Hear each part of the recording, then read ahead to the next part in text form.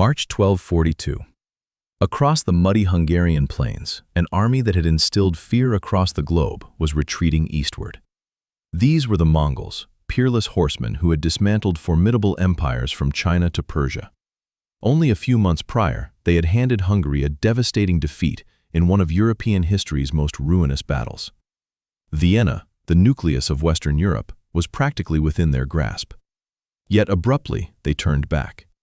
For 800 years, the question of what compelled an undefeated army, poised to conquer all of Europe, to suddenly abandon its plans, seemingly had a straightforward answer.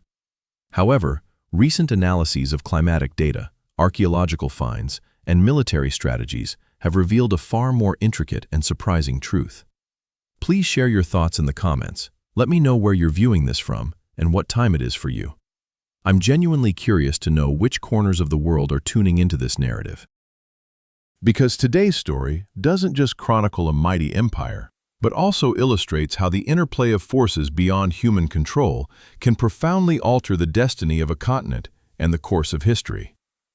To grasp the monumental significance of the Mongol retreat, we must rewind to 1206.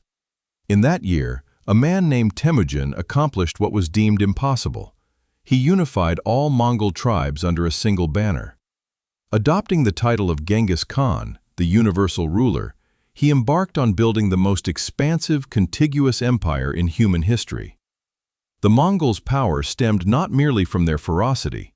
They possessed an incredibly sophisticated military system. They could traverse up to 100 kilometers daily, 3 times the speed of European armies.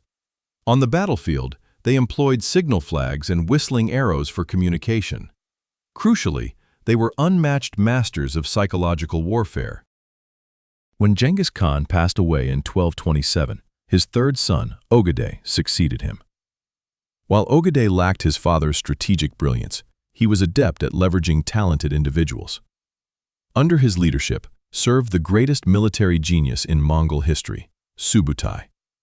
It was Subutai who masterminded the European military campaign. In 1235, he presented Ogedei with an audacious plan to launch a 5-pronged attack on Europe simultaneously. The objective wasn't merely to plunder, but to conquer territories all the way to the Great Sea, the Atlantic Ocean. In 1236, approximately 150,000 Mongol horsemen crossed the Volga. They swept through Eastern Europe like a tempest. Volga Bulgaria fell. Russian principalities were captured one after another. Kiev, the jewel of Kievan Rus, was utterly destroyed in 1240. But Subutai's primary target was Hungary. Why? Because Hungary served as the gateway to the heart of Europe. And there was another reason: the Cumans. The Cumans were a nomadic tribe inhabiting the Russian steppes. During the Mongol invasion, about 40,000 Cumans fled into Hungary, seeking asylum. King Bela I of Hungary welcomed them, even styling himself as King of Cumania. For the Mongols, this provided a pretext for war. In late 1240, Batu Khan, Genghis Khan's grandson, issued Bela an ultimatum: surrender unconditionally or face complete annihilation. Bela did not respond. A brewing storm loomed over Europe. In March 1241, 3 Mongol armies entered Hungary from 3 distinct directions. This exemplified Subutai's classic divide-and-conquer tactic, followed by regrouping for a decisive strike. Batu Khan and Subutai led the main forces, advancing through the heavily fortified Verek Pass. They annihilated the army of Count Denis Tomas in mere hours. A European observer likened their advance to lightning. Bela attempted to prepare. He ordered the construction of dense natural barriers along the eastern border. But the Mongols had specialized engineering units. They cleared these obstacles in just 3 days. Meanwhile, another Mongol army progressed through Poland as a diversionary maneuver. On April 9, 1241, near Legnica, they clashed with a coalition of Poles, Moravians, and Templar Knights, led by Duke Henry II. The battle was a terrifying demonstration of Mongol tactics. They repeatedly employed feigned attacks and staged retreats, luring the heavy European cavalry out of formation. They used thick black smoke to create disorientation, and when the enemy was disorganized, they encircled and annihilated them. Henry II was killed. The Mongols severed his head, mounted it on a spear, and paraded it through the city. Within weeks, they collected the ears of the vanquished, 9 full sacks. Yet this was merely a diversion.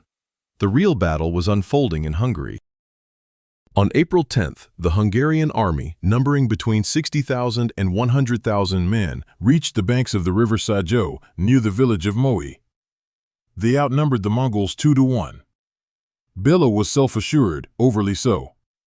That night, the Mongols attempted to cross the bridge, but were repelled by Hungarian crossbowmen.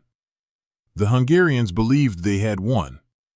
They went back to their encampment to revel, leaving a mere detachment to guard the bridge.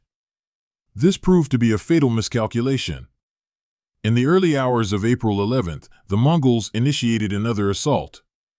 This time, they employed stone-throwing catapults, launching incendiary projectiles, a Chinese gunpowder technology. However, this was merely a frontal assault designed to divert attention. What the Hungarians failed to realize was that Genghis Khan had led 30,000 horsemen on a flanking maneuver to the south during the night. They located a ford to cross the river and constructed a makeshift pontoon bridge. As the sun rose, Genghis Khan appeared at the rear of the Hungarian positions. Bela I abruptly understood they were encircled. He commanded his entire army to retreat into the camp. Yet the camp had been poorly designed by the Mongols.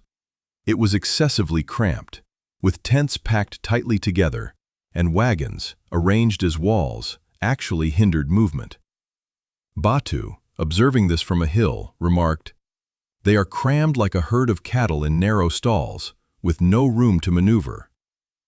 The Mongols began bombarding the camp with incendiary devices. Smoke and flames filled the air. The Hungarians fell into a panic, and then Genghis Khan executed his renowned tactic. He deliberately created an opening in the encirclement. King Bela, seeing an escape route, rushed away. When the Mongols made no attempt to stop him, the entire Hungarian army, abandoning their weapons, surged through this gap. This was precisely what Genghis Khan had intended. As soon as the Hungarians exited the camp in disarray, breaking formation, he gave the signal. The Mongol cavalry attacked from all directions. The historian Foman Splitsky, witnessing the aftermath, wrote, "When the Mongols saw that their enemies were exhausted from running and unable to extend their hands for battle or their legs for flight, they began to rain spears upon them from all sides and cut them down with swords, sparing no one, killing them like animals. To the right and left they fell like leaves. In winter, the entire road was covered with their unfortunate bodies. Blood flowed like a river. 60,000 Hungarian soldiers perished. Almost the entire nobility and military leadership of the kingdom were annihilated. King Bela IV eluded death thanks to his heroic guard and Batu's command to capture him alive. He fled to Austria, but Duke Frederick, who was supposed to be an ally, imprisoned him and extorted an enormous ransom. In the ensuing months, the Mongols systematically devastated Hungary. They seized the royal seal from the body of Vice-Chancellor Bela and forced captive Hungarian scribes to write a false proclamation in the king's name, telling the people to remain in their homes and not fear, as the king would soon counterattack. This cunning deception allowed the Mongols to roam the countryside unhindered and kill thousands. Approximately 25 to 50% of Hungary's population, possibly up to 500,000 people, perished that year. This was one of the most horrific humanitarian disasters of the Middle Ages.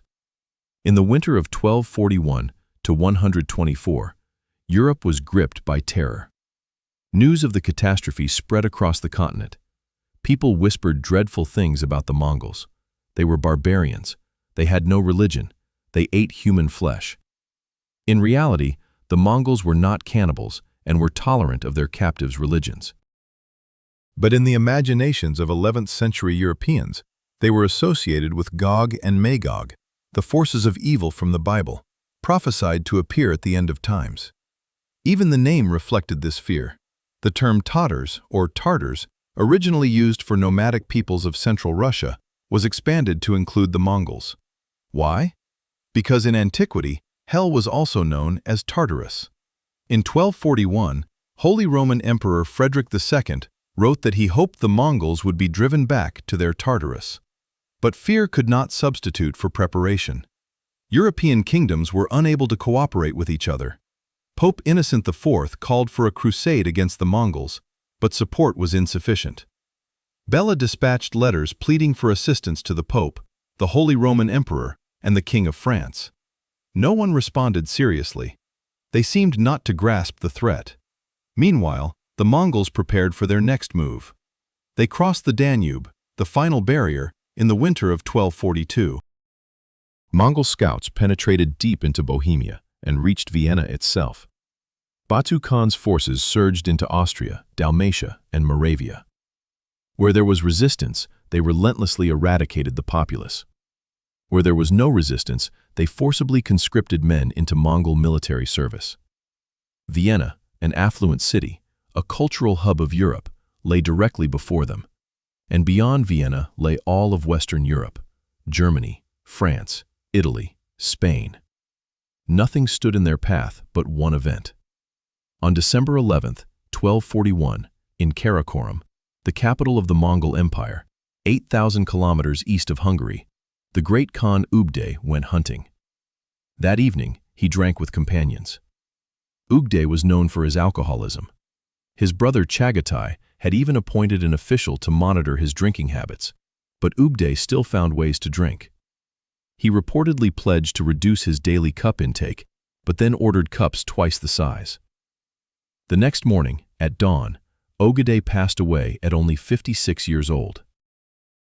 A stroke or organ failure due to heavy alcohol consumption was the probable cause, though rumors of poisoning also circulated. In the Mongol succession system, when a great Khan died, all princes were required to return to Karakorum for a Kurultai, a council to elect a successor. This was an unyielding custom. News of Ogedei's death began to circulate in early 1242. When this information reached the Mongol commanders in Hungary, their response was unexpected. They decided to retreat, disregarding Subutai's counsel. This is the traditional explanation we've heard for 800 years, and it seems plausible, but a deeper investigation reveals a more complex narrative. Firstly, the timeline doesn't align. Ogedei died in December 1241.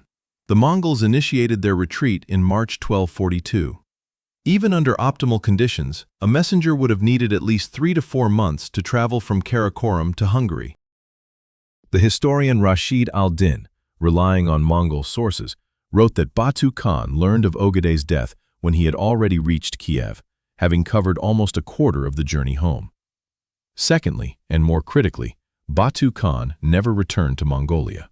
He remained in southern Rus and solidified his authority as the ruler of the Golden Horde. He was absent from the Kurultai. Why? Because he harbored a deep animosity towards Guyuk, Ogedei's son. He understood that heading to Karakorum could expose him to significant political peril. So, if Ogedei's death wasn't the sole catalyst, what else played a role? In 2016, a research team published groundbreaking findings in scientific reports. They analyzed dendrochronological data, tree rings that record annual climatic conditions, from the Austrian Alps and Romanian Carpathians. Their discoveries reshaped our understanding of the Mongol withdrawal. From 1238 to 1241, Europe experienced unusually warm and dry summers, ideal for the Mongol army. Their cavalry needed extensive pastures for their horses, and dry, firm ground facilitated rapid movement. A European observer even noted the heat that afflicted Hungarian soldiers at the Battle of Mohi on April 11th.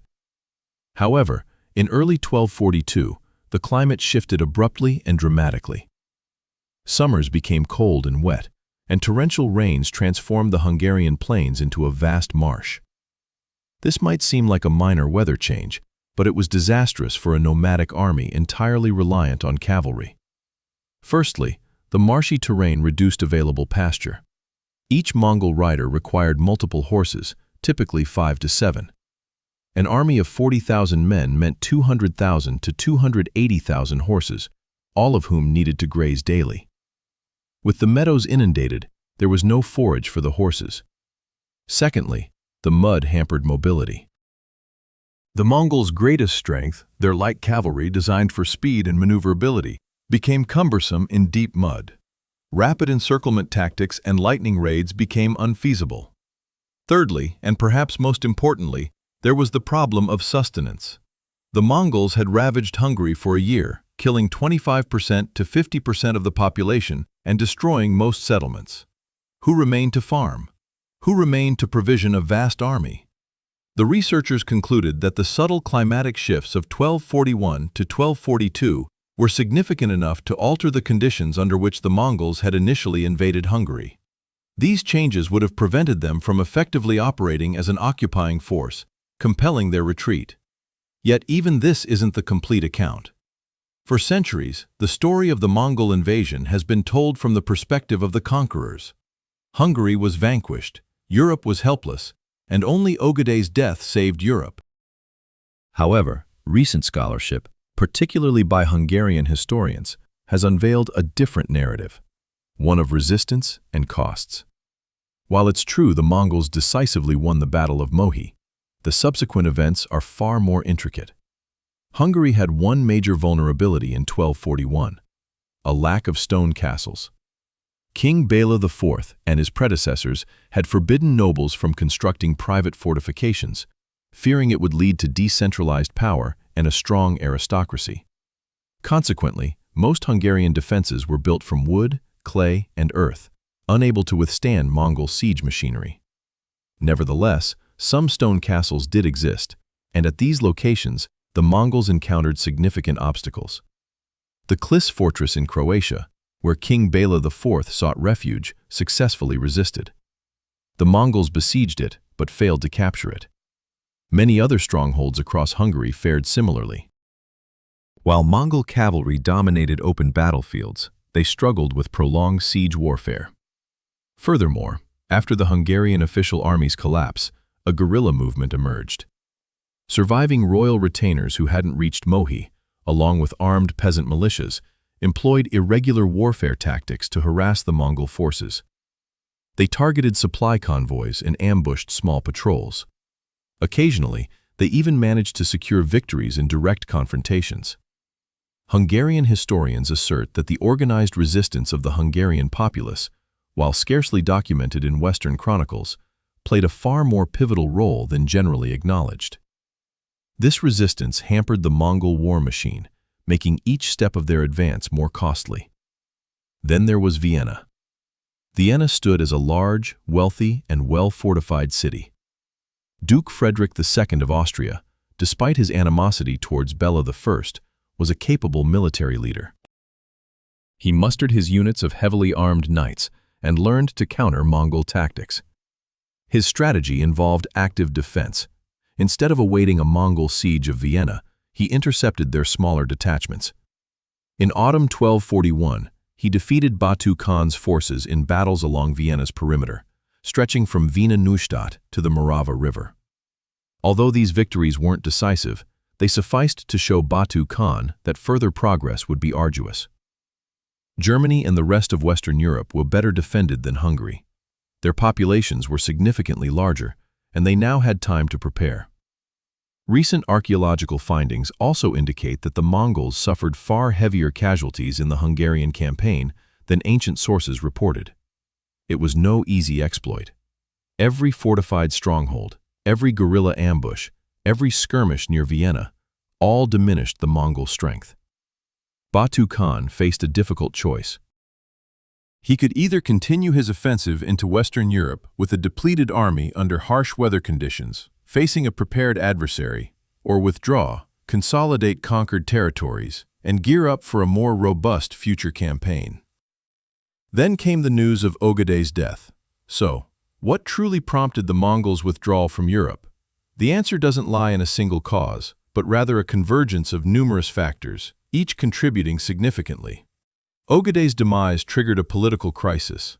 The Mongol Empire lacked a clear succession system, and a Grand Khan's death invariably posed the threat of civil war. Batu Khan, though not returning to Mongolia, understood the necessity of safeguarding his interests. He couldn't remain distant from the center of power for an extended period. Climate change transformed Hungary from an ideal staging ground into a logistical quagmire. The Mongol army, accustomed to dry steppes, struggled to operate effectively in marshy terrain. Their horses starved, provisions were scarce, and a long-term occupation became untenable. Hungary's military resistance, coupled with the potential for a more organized Western Europe, escalated the cost of every advance. The Mongols weren't invincible. They could achieve victory, but at what price, especially with their already weakened army? Could they hold what they conquered? And perhaps there's one final, largely overlooked factor. The initial objective might have been accomplished. Some historians contend that the primary aim of the invasion wasn't to conquer all of Europe, but to punish the Cumans and those who sheltered them, particularly Hungary. If so, after Hungary's complete devastation, the mission was complete. Subutai, the brilliant strategist, undoubtedly advocated for pressing on. He recognized this as a once-in-a-millennium opportunity. But Batu Khan and the other princes demurred, not out of fear, but due to their calculations. They recognized the risks, weighed the costs, and ultimately decided to retreat. This is a crucial historical lesson. Grand decisions rarely stem from a singular cause. They are the product of numerous intersecting forces: political, environmental, military, and even individual psychology. In spring 1242, the Mongol forces withdrew eastward, leaving behind a ravaged Hungary. King Bela I returned to his kingdom from his refuge in Croatia. What he witnessed must have been heart-wrenching. Ruined cities, scorched villages, abandoned fields, and a population decimated by a quarter, if not half. Yet, Bela did not despair. He had learned a costly lesson. Over the next 3 decades, he transformed Hungary into a stronghold. He initiated one of the Middle Ages' largest castle-building programs. By the end of his reign, Hungary boasted nearly 100 new stone castles, a stark contrast to the mere 10 existing in 1241. He also reformed the army, emphasizing heavy cavalry and crossbowmen, weapons that had proven effective against the Mongols. He invited new settlers, granting them conditional nobility in exchange for fully equipped military service. I reached out to Venice to recruit a minimum of 1,000 professional crossbowmen. These endeavors bore fruit. In 1285, 44 years after the initial incursion, the Mongols returned, this time under the command of Nagai and Tulabuga. They traversed the identical paths as Batu and SB, but encountered a transformed Hungary on this occasion. Stone fortresses now impeded their advance. The local populace stored provisions within these strongholds and employed scorched earth tactics to deprive the invaders of sustenance. King Laszlo I sidestepped decisive confrontations, opting instead for guerrilla warfare and ambushes. Tulabuga, leading the primary forces in northern Hungary, found his path blocked by heavy snowfall in the Carpathians. His army faced dire straits due to logistical challenges, particularly a severe scarcity of provisions, which claimed thousands of soldiers' lives. Some accounts even mentioned an epidemic outbreak. Ultimately, the Mongols retreated once more, having achieved nothing this time. Hungary endured.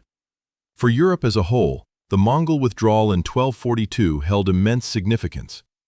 It averted a scenario where the entire continent might have succumbed to the Mongol onslaught, as had occurred with Rus, China, and Persia. Later European chroniclers regarded this event as a divine miracle.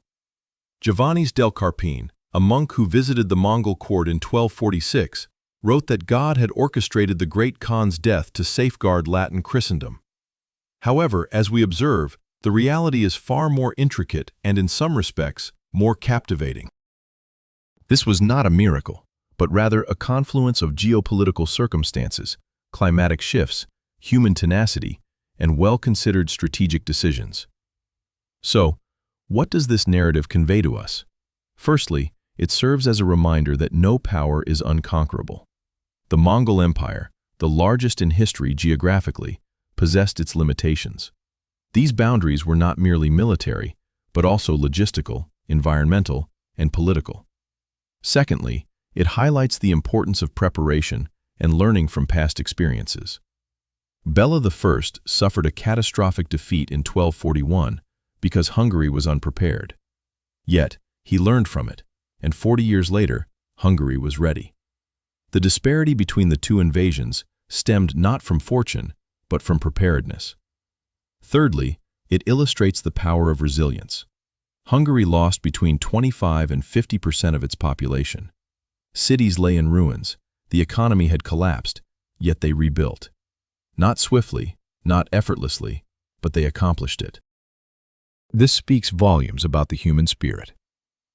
Fourthly, it reminds us of the environment's role in historical events. We often perceive history as solely about people, kings, commanders, and their decisions. However, climate, geography, and the environment also play a crucial part. The wet summer of 1242 had as profound an impact on European history as any battle. Finally, and perhaps most importantly, history rarely offers straightforward answers. For 800 years, we embraced a neat story. The Mongols retreated because Ugda died. Simple, memorable, easy to teach. But when we delve deeper, examining climatic data, archaeological findings, and neglected sources, we uncover a far more complex and enriching history. And this is precisely what makes history so compelling. Not because it provides simple answers, but because it reveals the intricacy of reality and how a multitude of disparate forces, from climate to politics, from individuals to state structures, collaborate to shape the destinies of nations and continents. On a muddy spring day in 1242, a historical opportunity vanished on the roads of Hungary. Subutai, the greatest strategist in Mongol history, credited with over 60 victories, cast his final gaze westward. He understood they would never return, and he was correct. The Mongols would never again approach Europe so closely. Had they pressed on, had the weather been different, had Ugda lived longer, had Bela I been better prepared, history might have diverged entirely. But it did not, and in the chasm between what transpired and what might have been, we discover one of the most captivating narratives in human history. If this video has provided you with a new perspective on a pivotal moment in history, please click the like button and subscribe to the channel. Hit the notification bell so you don't miss future in-depth historical narratives. Leave a comment and let me know which factor you believe played the most significant role in Europe's salvation. Ugda's death, the weather, military resistance, or a combination of all three. And if you appreciate historical accounts told in this manner, respecting complexity, grounded in research, yet engaging and accessible, share this video with your history-loving friends. Because history is not just about the past, it is how we comprehend the world in all its complexity, uncertainty, and the difficult choices people face in every era. Thank you for watching. See you in the next video.